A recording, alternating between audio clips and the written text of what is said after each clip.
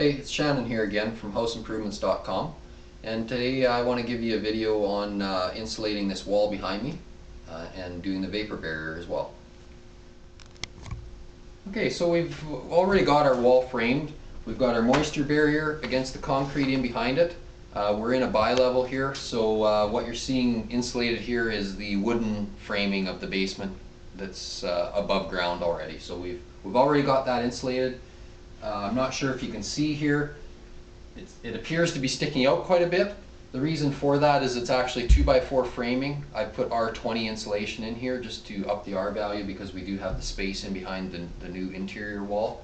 So that's why it looks like it isn't fitting. It's just that it is thicker. It's made for a 2x6 wall. We're just trying to get as much R value as we can. When installing insulation, you want a fairly snug fit, but you don't want to have to pack it in there and get it compacted. As soon as you compact this fibrous type insulation, you lose your R value. So you want to get it fitted in there nice, but then fluff it back out anywhere where you've got little compressed areas from your fingers or whatever. Anywhere that you've got electrical, you're going to need to notch around that just so that you're making a nice tight fit around any electrical boxes that are in the way. As well as any wiring that's running through the wall like this. Usually the best thing to do is split the Batt insulation in half, thickness wise, and then just lower it over top of the wire so that it, the wire basically ends up in the middle somewhere. Again, in this case, we framed with 2x4 walls. We've left them away from the concrete, about 5.5 to 6 inches. And the reason for that is because we are going to actually use R20 insulation in here. We're just saving a bit of costs with the framing, but we're still gaining the extra R value with an R20 instead of R12. So we've got the upper area already insulated. That was done before we framed the wall. We're going to insulate this bottom area that's at the concrete surface, and then again we're going to lay a Batt of insulation as well in the top here where the wood ledge is, the transition between the concrete and the wood. So where I'm going to start, I've got the electrical wiring running through there. So like I said before, we just need to roughly split this in half. And usually if you just gently pull, it'll kind of separate on its own. So I've got that separated. And flip this up. Tuck the first half in behind here, in behind the wiring. Pull it down right to the bottom plate. Let this one flop back down over it. Kind of make sure everything here is just fitting in there just nice, not compacted in too much. Pull it out, fluff it up a little bit, but yet make sure you're getting contact to all your edges so you don't have a gap, otherwise you'll just have cold air coming right through there. Okay, so we got that one there. I'm going to do one more over here. So I'll split it.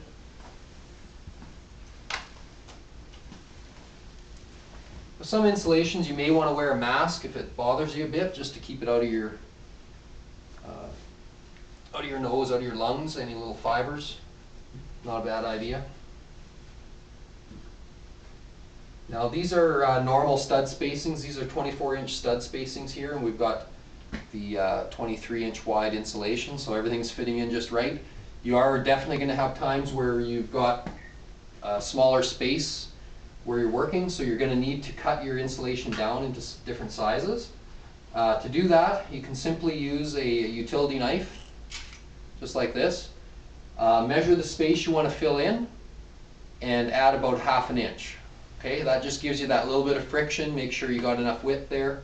You can simply lay your Batt insulation down, mark it with your tape measure, and simply cut it. Cut on the concrete floor, a piece of plywood, something like that. Cut your Batt, put it up. Same thing for length. Measure the space you have to fill and give yourself about an extra 1/2 inch and fill it in. Like I said, in this case we aren't having to cut anything just yet. So we've got our pieces in here.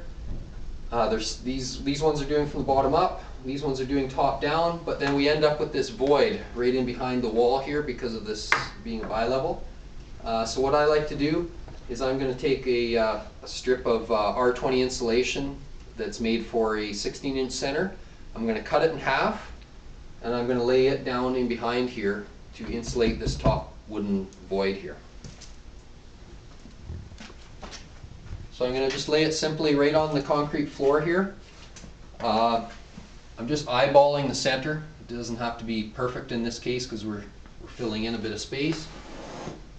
Press down a little bit. There, you can see it. It actually cuts fairly easy. Just make sure you have a few spare blades because, you know, as you're cutting on that floor, that blade gets dull. And the sharper the blade, the better the cut is and less frustrated you will be. So now this piece here, I'm just going to get it in behind this area. You may have to just lean these ahead or cut them down or whatever. I want to make sure that's sitting right down on that wooden ledge. Fold this back up in there. Make sure everything is nice. And that'll do it. You've now got continuous insulation right from the floor space up top that we already did, right down through the upper walls, top of ledge, and down covering the concrete wall. Okay, so we've gone ahead and completely insulated a section of this wall. So you can see we just continued on exactly what I was showing you. Just one of the most important things with it, with Fiberglass insulation, is just make sure you don't pack it in too tight. And if you do, fluff it back out. And you don't want to have any gaps along the edges between any wood or any surface that it's coming up against. That's just a place that cold air is going to come straight through. Okay, so we've got that all in there. Now we want to do our vapor barrier. For the vapor barrier, you want to check with your local building authority to see what they require. Every place requires a certain type of poly vapor barrier used. In this case, ours goes to the standards of Canada Housing. So we've got that. The poly's all stamped with the appropriate stamps that they need to know that we've used the right stuff. So we've rolled out a chunk of plastic here on the floor to cover this wall. Basically, really, all you need to do to get it going is we're going to stretch it out to the ceiling. We've got a hammer stapler here. We're just going to throw some staples in to get it hanging up. Make sure we stretch it out all nice and flat and smooth. Always try not to miss the wood that you're trying to staple into. You'll just end up with a hole that you're going to have to patch up with some of this tape. Any of the joints, when you're joining one sheet to another, you can use the red tuck tape or any kind of tape that's made for sealing this type of thing. You can tape those joints. We're going to tape the joints around the electrical outlets. Here it's exterior walls, so we've got the vapor boxes. They're a plastic box that goes on around the outside of the electrical components. We're going to cut a hole in our vapor barrier once it's up, pull that flange of that box through, and tape the two together to seal things up. Kind of one of the final steps is that then we're going to pull the moisture barrier up that we've got that's coming out from under the wall. We're going to fold it up over our vapor barrier, tape the two together, and then we've created a completely sealed up vapor. So, to start out, like I said, I've got my poly here.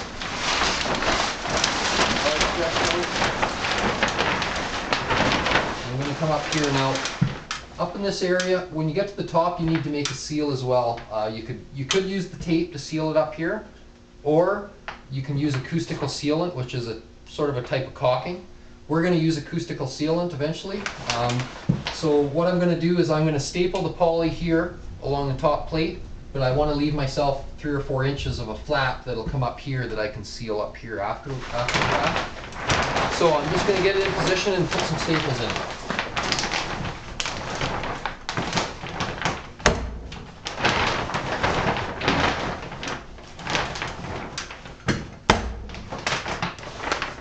Okay, so I've got it basically started there hanging. I'm just going to move my way along the wall, get a row across the whole top end there, holding it up.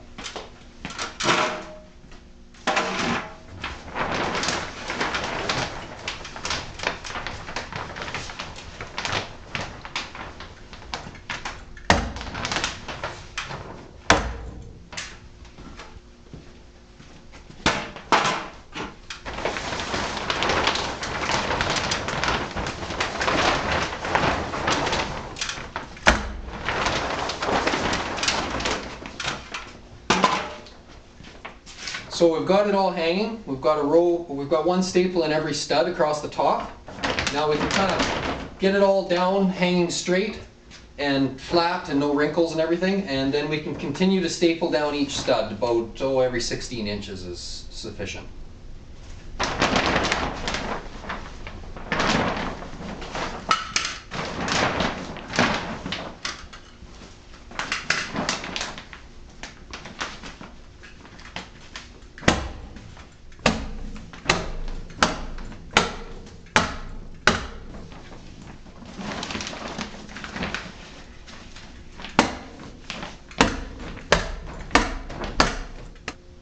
So we've got the vapor barriers stapled to the wall surface. You can see we basically pulled out any wrinkles that were in it or anything, got it nice and straight. The straighter you can hang it, the better. Now we've got a plug-in box down here, a receptacle box. We need to cut through the vapor barrier we just put up, and I like to cut a hole just about the same size, just a little bit outside of the electrical box that's in the wall. So simply just run around with your open knife, trying not to cut the vapor box that's actually around, that the electrician put in around the electrical box.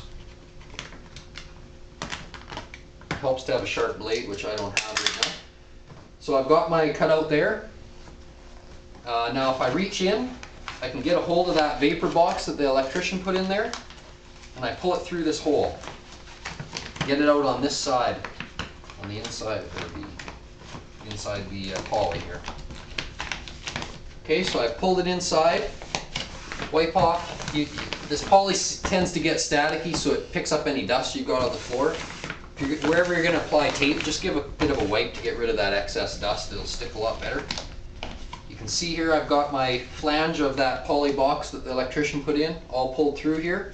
I'm going to use my red tuck tape now to seal the two together all the way around that box.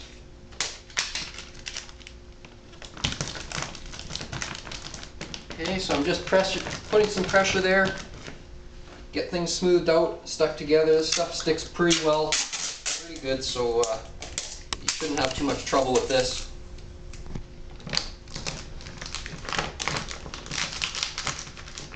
Press it firmly with your hands.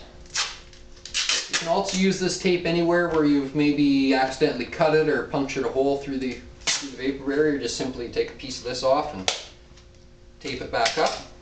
That's too small. It's down each side as well. So I'm overlapping onto that flap that I pulled through there. One to this side. Okay, so we've created a seal now. We're not going to get drafts coming through that plug. So now we've got all the penetrations as far as electrical all sealed up, taped up. That's all complete. One of the final steps we have to do is down at the bottom. We need to bring the moisture barrier that we've put against the concrete. You'll have to check out our other video to see how we did that. We're going to pull that up now onto the vapor barrier that we just did and tape the two together to create that bottom seal. So we're going to use the same tape again. And this stuff sticks really well to itself. Sometimes it's hard to find it in the roll again. So I'm going to pull this up. Get some of that dust off of there, like I said before.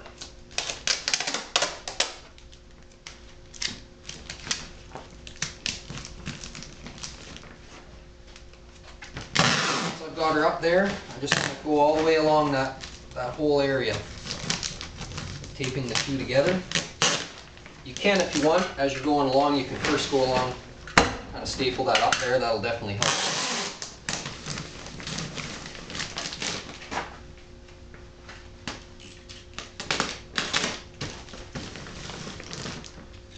Okay, so we've gone that way. Now I'm going to go over here. I'm going to pull it up, throw a staple in. Kind of holds it up there. Wipe the dust off. Put my tape.